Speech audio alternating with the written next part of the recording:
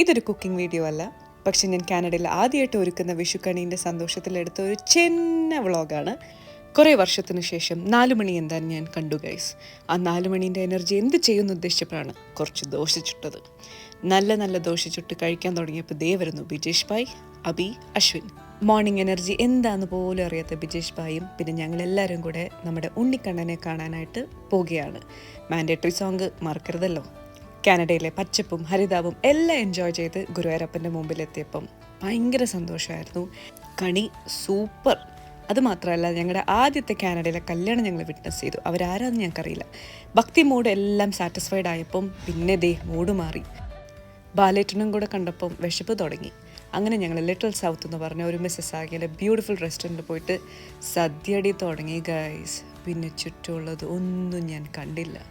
എല്ലാം കുറച്ച് കഴിച്ച് ഒരു പായസം കൂടെ തട്ടിയപ്പം എൻ്റെ അമ്മേ, എനിക്ക് എണിക്കാൻ വയ്യ.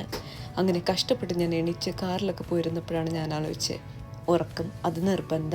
എങ്ങനെ, ഇഷ്ടപ്പെട്ടോ?